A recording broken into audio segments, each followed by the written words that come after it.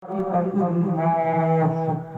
الله مولانا العلي العظيم وصدق رسوله النبي الكريم ونحن على ذلك لمن الشاهدين والشاكرين والحمد لله رب العالمين. محترم سامعین، میں نے خطبے کی بات قرآن مقدسہ کی بہت ہی مشہور و معروف آیت کریمہ تلاوت کرنے کا شرف حاصل کیا. اس آیت کریمہ پر کچھ دیر لفظ شاعری کرنے سے پہلے مناسب ہی نہیں بلکہ ہم سب سمجھتا ہوں کہ آئیے ہم اور آپ مل کر اللہ کے رسول گلشن نبوت کے مہکتے ہوئے پھول آقائے نامدار مدنی تاجدار دونوں عالم کے مالک و مختار ہم گنہگاروں کے مددگار سید المرسلین خاتم النبیین حضرت اللہ کے دلارے آمنہ کے جگر والے جناب محمد رسول اللہ صلی اللہ علیہ وسلم کی بارگاہ میں جھوم جھوم کر نذرانے عقیدت پیش کرے. مل کر پڑھیے اور بآواز بلند پڑھیے. وَسَلِّمْ عَلَىٰ رسول اللہ وسلم علی رسول اللہ مرحبا مرحبا رسول اللہ مرحبا مرحبا رسول اللہ. اے خدا تم بدم درود و سلام، اے خدا تم بدن درود و سلام اپنی پیاری نبی پر بھیجوں گا، اپنی پیاری نبی پر بھیجوں گا. کل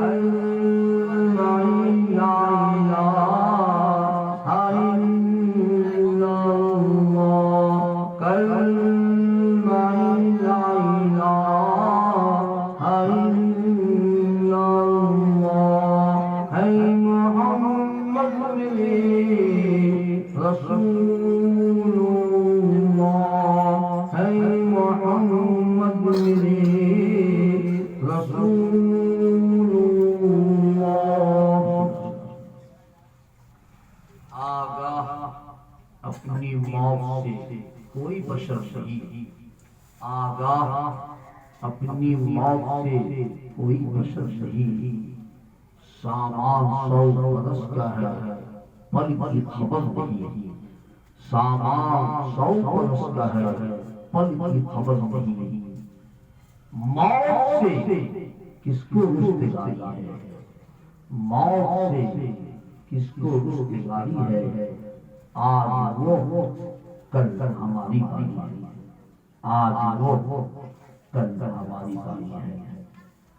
آج سے تقریباً 40 روز بیشتر پہلے جناب حیدر علی محمود صاحب کی اہلیہ کا انتقال ہو گیا.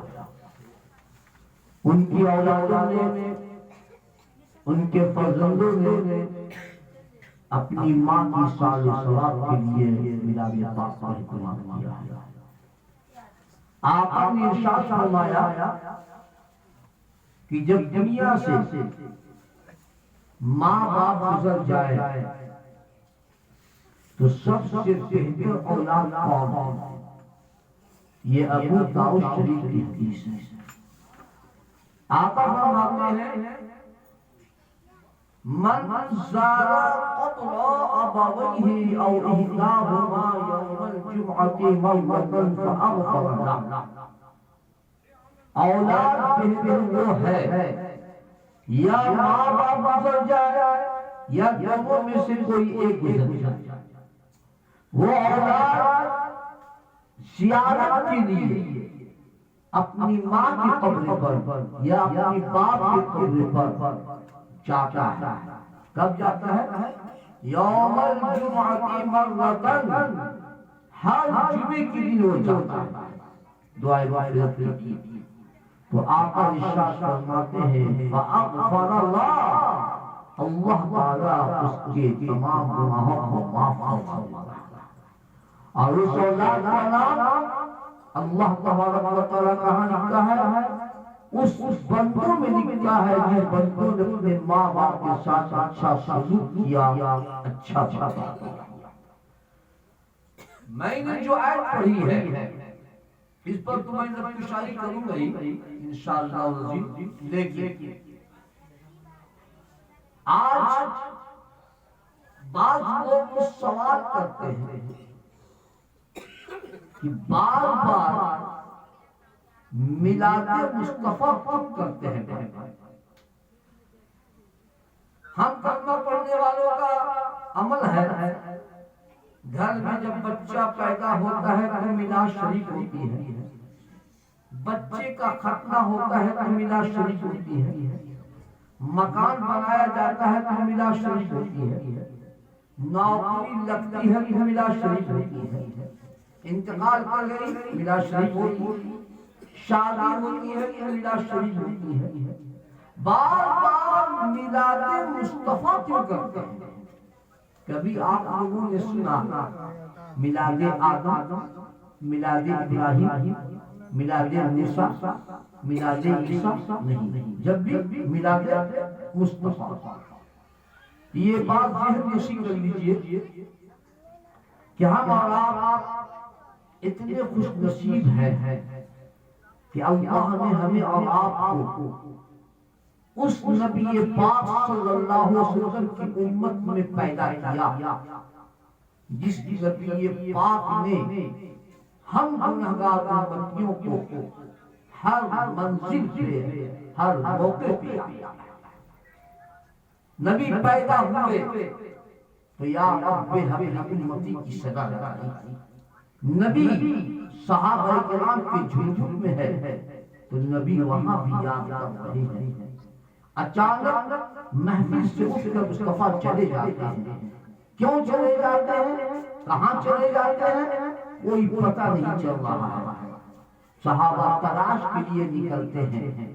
ایک صحابی رسول ایک پہاڑ کی طرف گئے، ایک دیکھا ایک چرواہا بکری چرا رہا ہے۔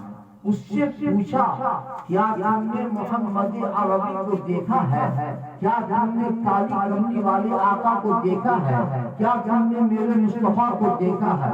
چرواہا نے کیا کہا؟ میں کسی کالی کملی والے کو نہیں جانتا، میں کسی محمد کو نہیں جانتا، لیکن ہاں آج حیرت کی بات ہے کہ 3 دن سے اس پہاڑ کی خود سے رونے کی آواز آ رہی ہے، اور جب رونے والا بلک بلک کر روتا ہے تو اس کی رونے کی وجہ سے ہماری بکریوں نے گھاس کا کھانا چھوڑ دیا ہے۔ صحابہ کو یقین ہو گیا نبی پاک 3 دن سے غائب ہے، مدینہ شہر میں نہیں ہے۔ صحابہ تلاش کے لیے نکلے، ایک صحابی پہاڑ کی طرف گیا، دیکھا کیا دیکھا کہ اس پہاڑ کے ٹھوکے میں مصطفیٰ کی پیشانی مقدس پیشانی بار بار خداوندی میں جھکی ہے۔ یا رب ہماری امتی، یا رب ہماری امتی، اے رب میری امت کو بخش دے، اے رب میری امت کو بخش دے۔ جوانی میں یاد کیا نبی پاک صلی اللہ علیہ وسلم کا آخری وقت ہے،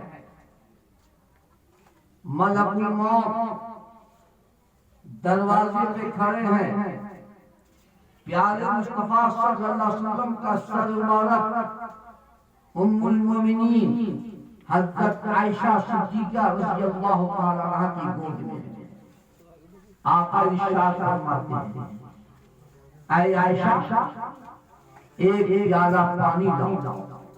حضرت عائشہ پانی لے کر آتی ہے، پیارے مصطفیٰ اپنے دست مبارک کو پانی میں ڈالتے ہیں، پانی کے چند قطرات لیتے ہیں، آقا پیشانی پہ رکھتے ہیں، اور اس کے بعد اللہ کے رسول صلی اللہ علیہ وسلم نے جب پیشانی پہ رکھا، حضرت عائشہ نے سوال کیا، یا رسول اللہ فداک ابی و امی، میرے ماں باپ آپ پر قربان، کیا آپ کے سر مبارک میں شدت کا درد ہے؟ آپ عائشہ فرماتے ہیں ہاں عائشہ۔ اس کے بعد اللہ کے رسول گشی تاری ہو جاتی ہے، مصطفیٰ بے ہوش ہو جاتے ہیں، ادھر مصطفیٰ بے ہوش ہوئے ہیں، ادھر ملک الموت دروازے پر دستک دے رہے ہیں۔ ذرا مسلمانوں نبی کے مقام کو پہچانو، نبی کی عظمت کو دیکھو۔ ہمارے گھر میں ملک الموت دستک کیوں دے رہے ہیں؟ ملک الموت بھی چاہ رہے ہیں کہ میں جس دربار میں آیا ہوں، اس دربار میں آنے کا قانون کسی انسان کا بنایا ہوا نہیں ہے، بلکہ رب کائنات کا قانون ہے۔ جب رب کا قانون ہے تو سب پر چلے گا۔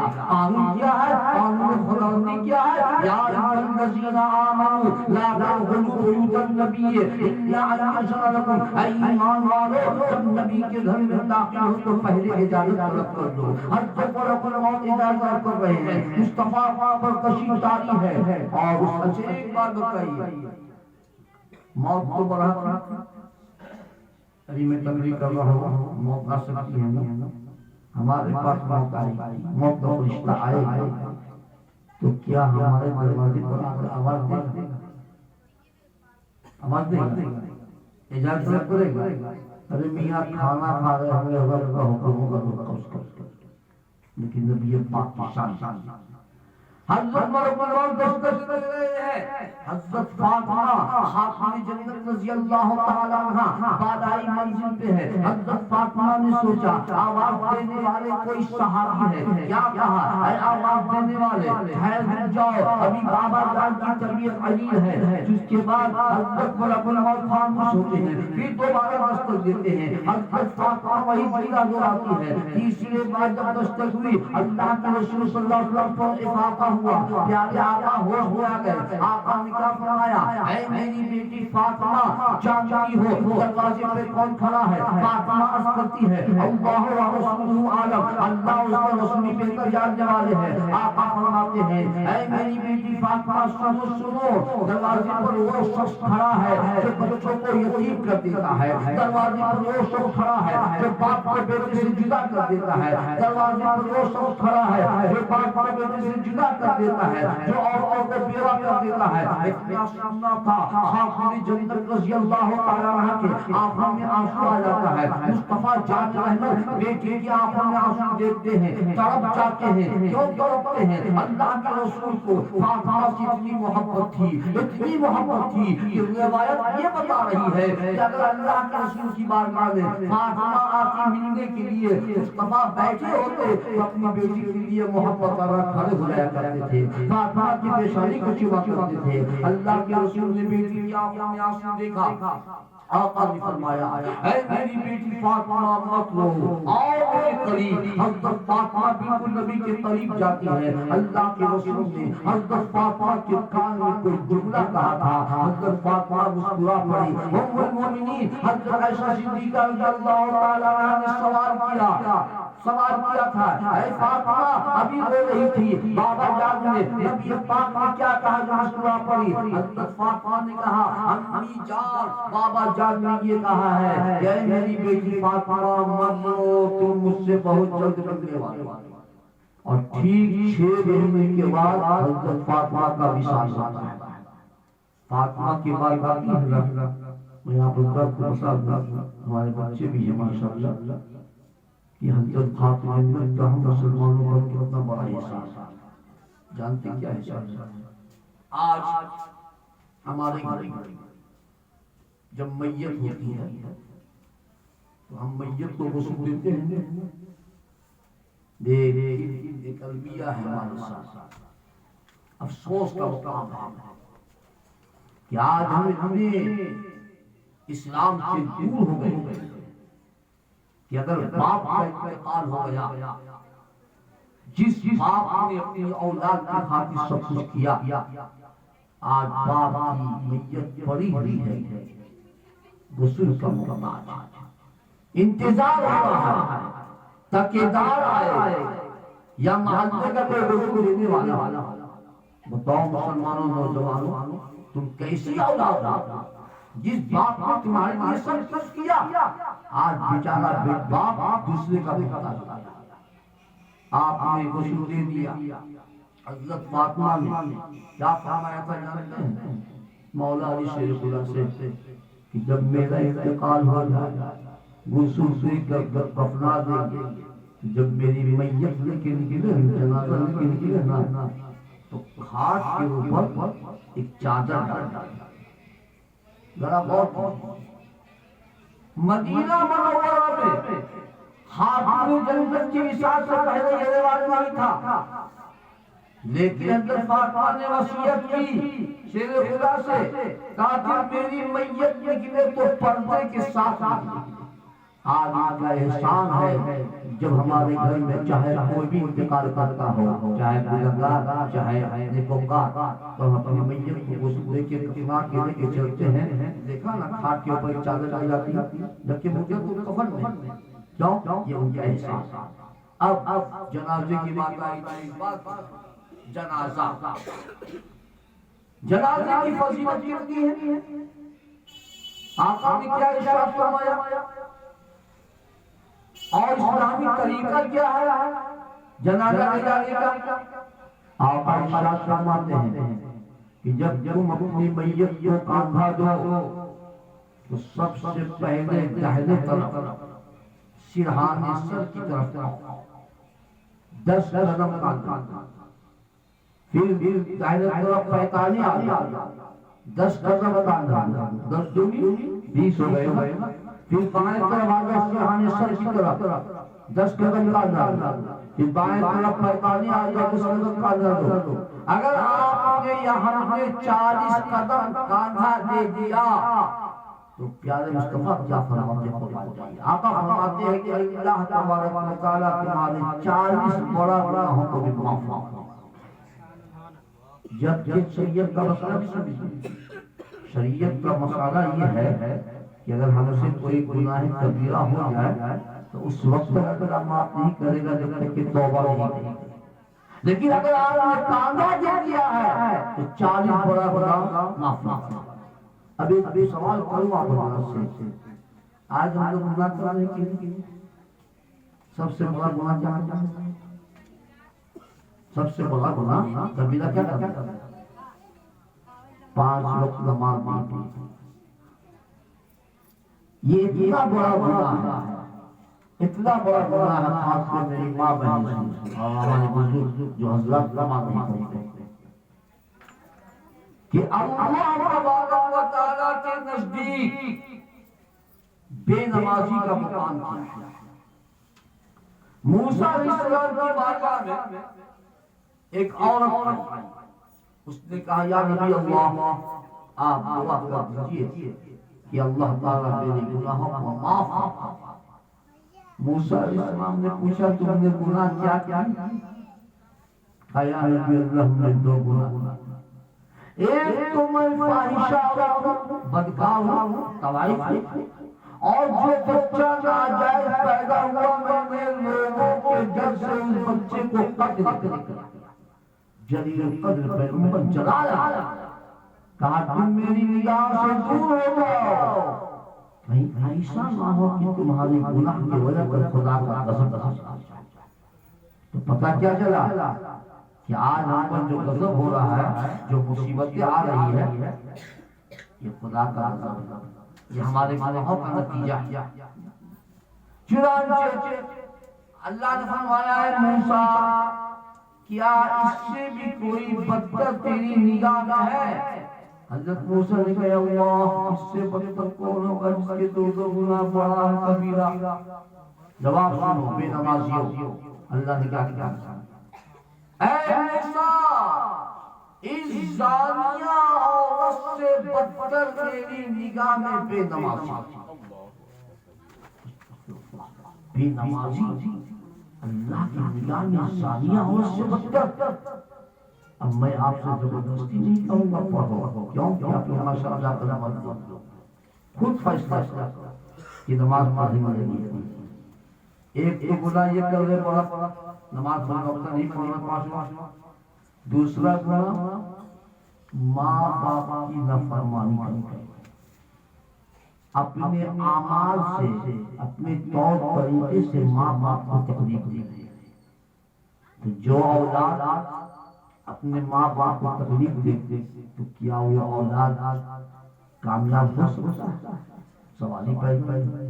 ارے اس کی عبادت بھی تو کوئی قابل قبول نہیں ہے، بلکہ جو اولاد اگر ماں باپ کو تکلیف دیتا ہے، ماں باپ ناراض ہے، تو آخری وقت جب اس بیٹے کا ہوتا ہے تو اس بات کا اندیشہ ہوتا ہے، خطرہ ہوتا ہے کہ کہیں اسے کلمہ نصیب ہو۔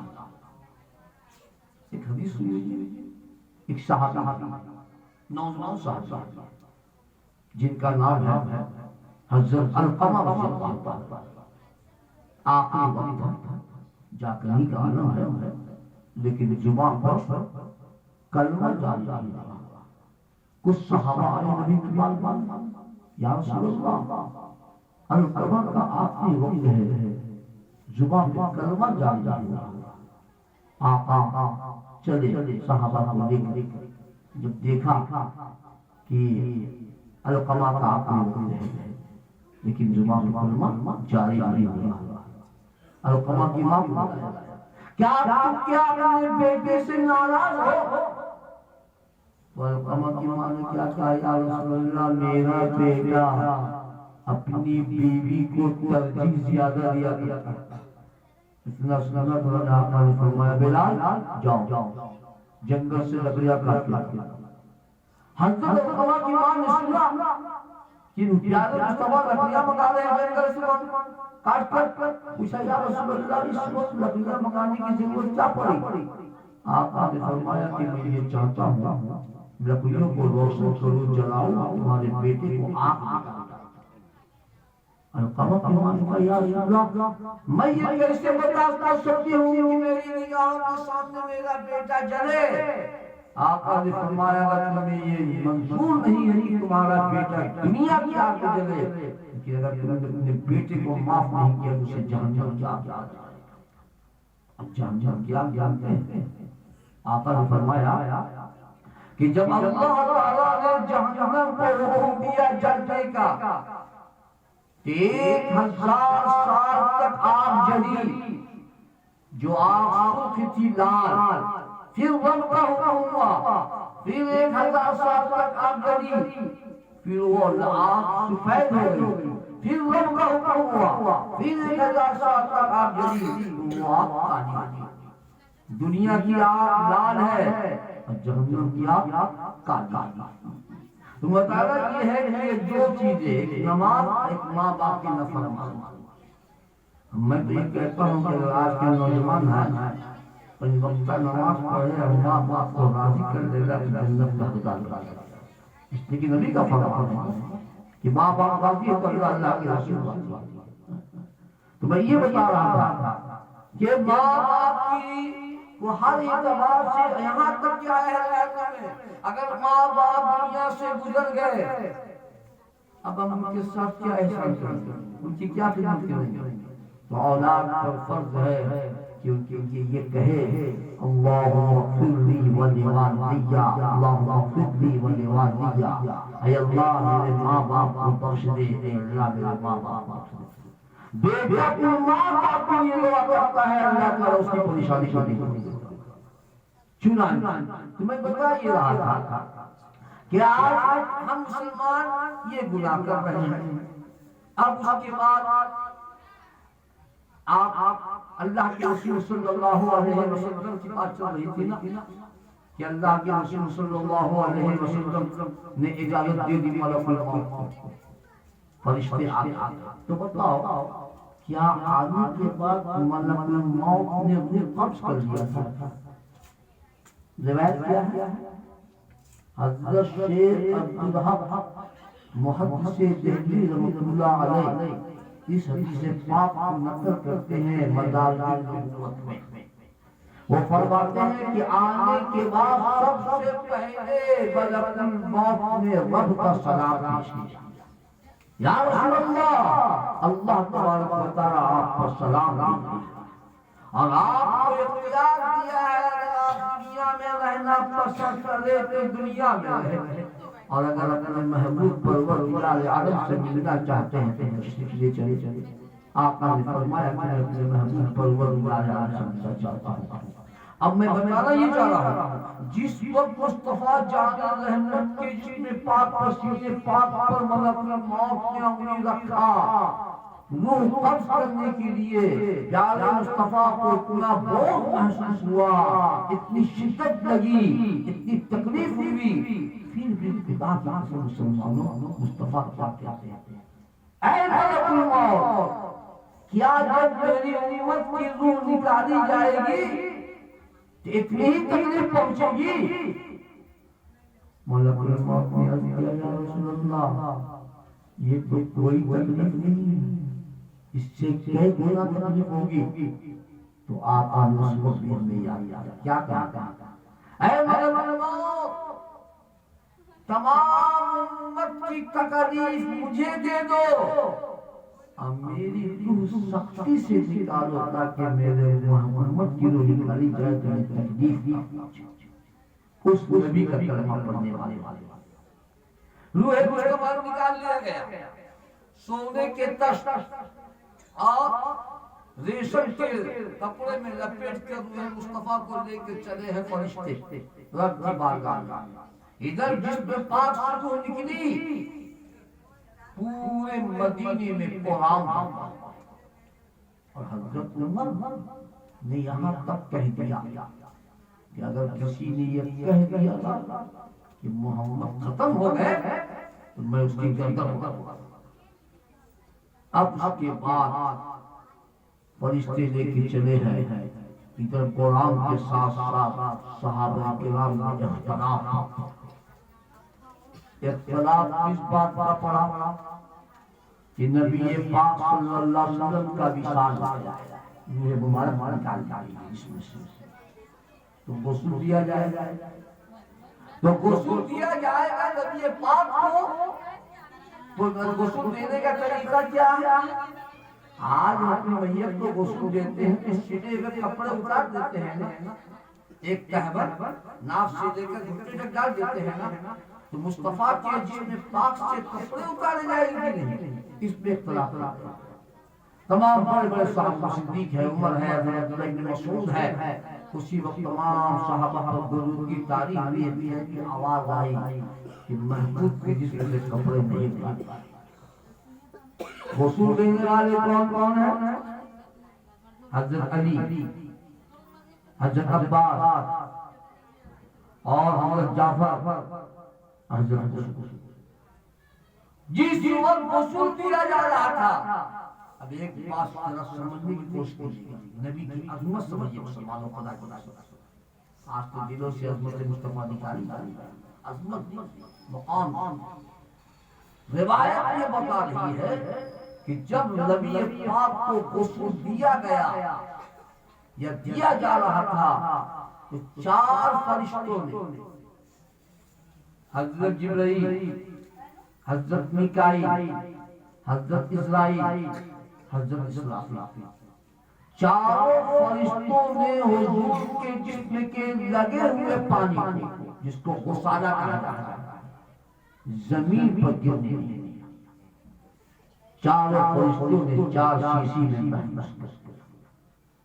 جب نبی بظاہر صحابہ کے درمیان تھے تو کبھی بھی صحابہ نے لگے ہوئے پانی کو زمین پر گرنے نہیں دیا۔ حدیث سن لیجیے، 6 ہجری کا واقعہ ہے، یہ بخاری شریف میں ہے کہ جب اللہ کے رسول 1400 صحابہ کو لے کر مدینہ منورہ سے مکہ معظمہ آئے ہونے کی نیت سے، اس وقت مکے میں کافروں کی حکومت تھی، میدان حدیبیہ میں روک دیا گیا، اے محمد عربی اس سال ہم لوگ آپ کو اردو کی رات نہیں دیتے۔ اللہ کے رسول ٹھہر گئے صحابہ کو لے کر کے، ذرا صحابہ کو دیکھیے صحابہ نے کس طرح تعظیم کیا ہے۔ آج تو بے ادبوں کا دور آ رہا ہے، آج شاگرد اپنے استاد کا ادب نہیں کر رہا ہے، اولاد اپنے ماں باپ کا ادب نہیں کر رہی ہے، اور ہم مسلمانوں کی نصیبی کی امتی اپنی نبی کی تعظیم سے کرتے ہیں۔ وہ ادب والے تھے، جو ادب والے تھے وہ کامیاب تھے۔ چنانچہ جب وہ وہاں پہنچے، کافروں نے محمد شخص کو بھیجا جس کا نام عروہ بن مسعود ثقفی تھا۔ کس لیے بھیجے جاتے ہیں؟ دیکھنے کے لیے کہ محمد کے ماننے والے اپنے نبی کا احترام کس طرح کرتے ہیں، اپنے نبی کی تعظیم کس طرح کرتے ہیں، ان کا ادب کس طرح کرتے ہیں۔ جب وہ عروہ بن مسعود ثقفی میدان حدیبیہ میں پہنچا اور اس کے بعد بہت دیر تک وہاں وقت گزارا، صحابہ کرام کے طریقے کو دیکھا، دیکھنے کے بعد جب گھر اپنے لوگوں کے پاس آیا نا تو جانتے کیا کہا؟ اس نے کہا اے میری قوم، میں بڑے بڑے قیصر و کسریٰ کے دربار میں حاضری دیا ہوں۔ قیصر و کسریٰ سمجھتے آپ؟ کبھی نام سنا ہے؟ میں آپ لوگوں سے پوچھ نوجوانوں سے، کبھی نام سنا آپ نے؟ قیصر و کسریٰ کا نہیں سنا ہے؟ ابھی موجودہ دور میں سپر پاور کون ہے؟ امریکہ